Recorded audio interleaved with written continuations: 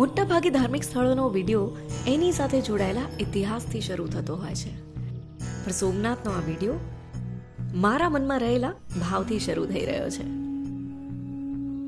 આમ તો religious views personal રાખવામાં માનું છું, પણ એક બ્રાહ્મણ છોકરીને જ્યારે સોમનાથ જેવી પવિત્ર જગ્યાનો વિડીયો બનાવીને વધુ લોકો સુધી વર્ચ્યુઅલ દર્શન કરાવવાનો મોકો મળે તો એ કેવી રીતે જવા દે?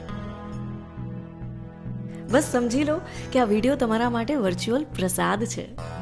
તમે કહેશો, આદિતિ, પ્રસાદ કઈ રીતે? પ્રસાદનું ફૂલ ફોર્મ શું? પ્રભુના સાક્ષાત દર્શન.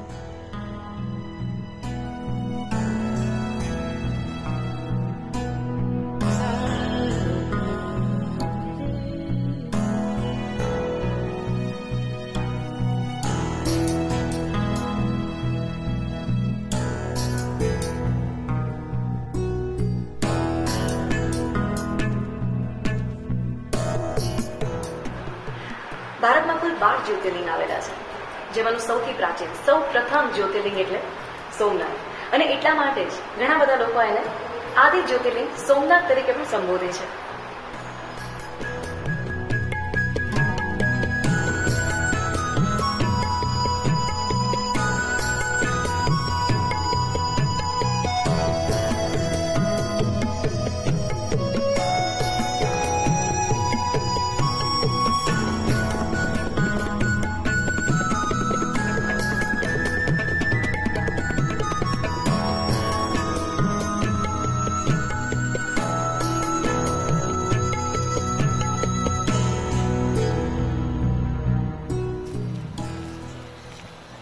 દક્ષિણ પૂર્વ દિશામાં દક્ષિણ ધ્રુવ સુધી અબાધિત જળમાર્ગ આવેલ છે.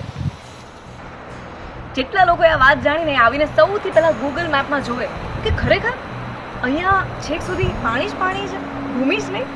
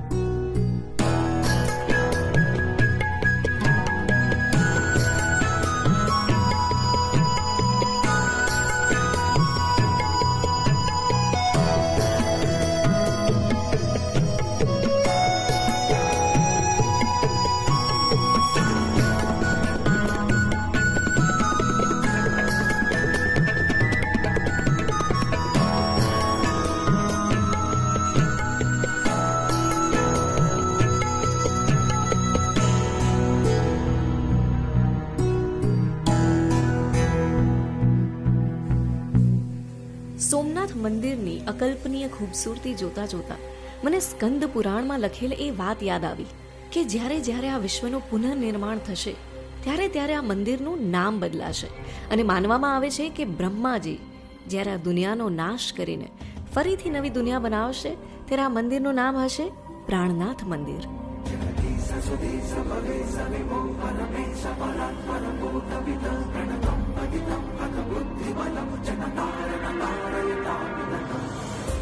એ યુગમાં તો ખબર નહીં કયો જન્મ હશે મારો, તો શિવજીની કૃપા માનું છું કે આ યુગ અને આ જન્મમાં મને સોમનાથ ટેમ્પલનો વિડીયો બનાવીને તમારા સુધી પહોંચતો કરવાનો મોકો આપ્યો. અત્યાર સુધીમાં 6 વખત ખંડિત કરાયેલા આપણા સોમનાથના જ્યારે 7મા વર્ઝનને આ રૂઆબ સાથે જોઈએ ને ત્યારે શ્રદ્ધાળુને થતો જે ભાવ છે એ અવર્ણનીય છે. એટલે છે કૈલાશ પર્વત સુધી ના જઈ શકતો વ્યક્તિ જો સોમનાથ આવે છે ને આ જગ્યા ઉપર ઉભો રહીને દર્શન કરે તો એને એવું લાગે છે જે બધું છે ને આખો ઘાટ મંદિરનો એ કૈલાસ પર્વતના આધારે આખો આજે બનાવેલો છે. આના સ્ટ્રક્ચરની પાછળ એટલું બધું થોટ પ્રોસેસ છે જે આમ જનતાને તો નહીં ખબર હોય, પણ તમે વેરાવળના છો એટલે તમને ખબર. તમે કૈલાશ ગયા છો? કૈલાસ નથી ગયા, પણ જે આખું કૈલાસનો આપણે ફોટોગ્રાફ લઈએ છીએ ત્યારે તમને આ વસ્તુ દેખાય.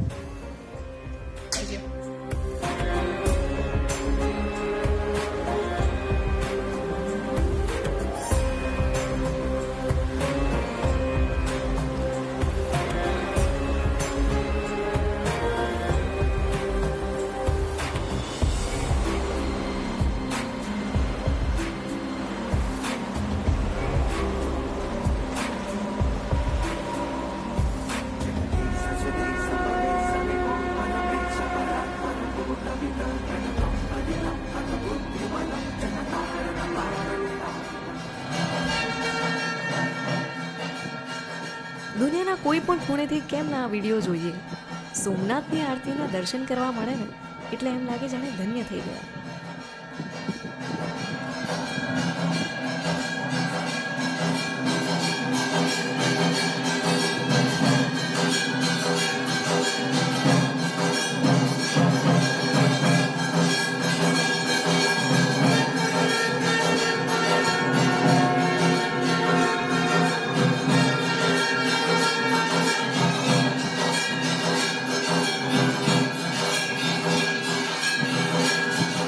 આશા રાખું છું કે તમને પણ આ પ્રસાદથી એવી જ લાગણી અનુભવાઈ હશે જેવી મને. પ્રસાદ, પ્રભુના સાક્ષાત દર્શન.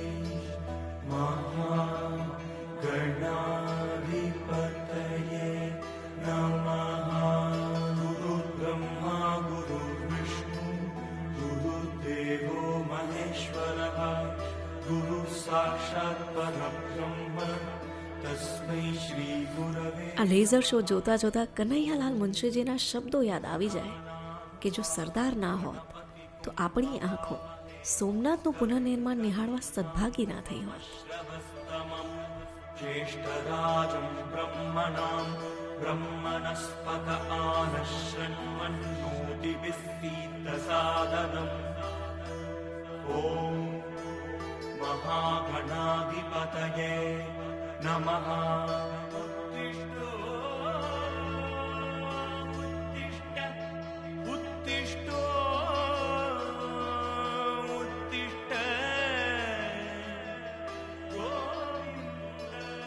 પ્રભુ શબ્દનો પ્રયોગ કરીને ખાલી મારા ભોળા શિવજીના જ દર્શન કરાવું તો કઈ રીતે ચાલે?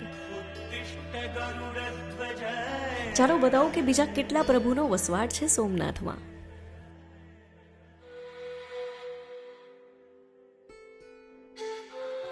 ઘણા બધા લોકોને એવું જ હોય કે ધાર્મિક સ્થળ એટલે બસ ખાલી મંદિર જ હશે.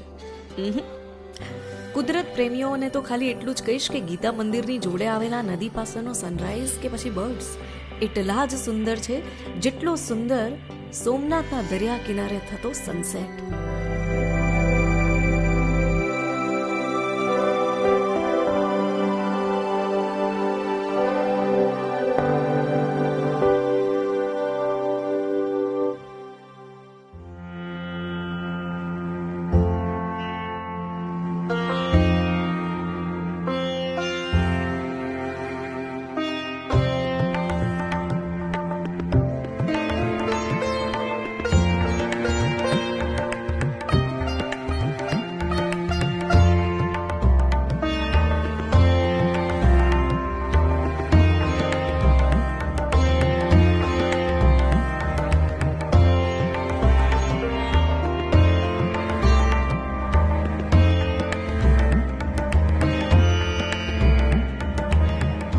ગંગા અને યમુના એ સૌથી પવિત્ર સંગમ ગણાય છે.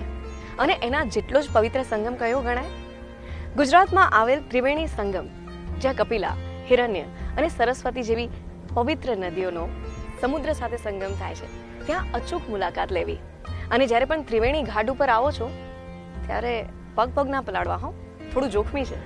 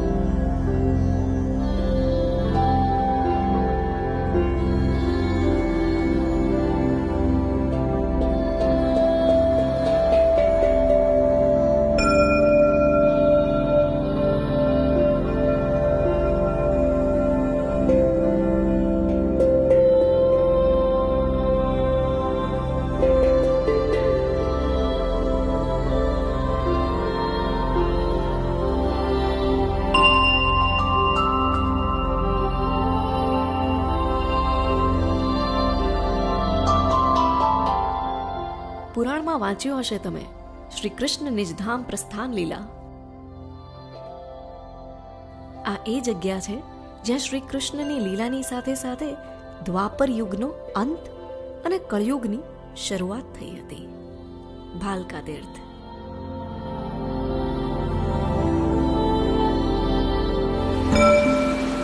શશિભૂષણ નામનું જે મહાદેવ છે એની પાસે આવેલા સમુદ્ર કિનારા ઉપર તમને છે ને 2 શિવલિંગ જોવા મળશે.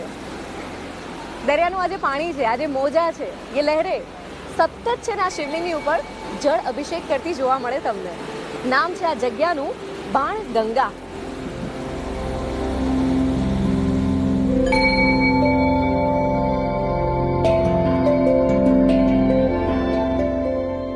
આવનારા દિવસોમાં કોઈ પણ ધાર્મિક સ્થળની મુલાકાત લો ત્યારે એક વાત અચૂક યાદ રાખજો, જ્યાં સ્વચ્છતા ત્યાં પ્રભુતા.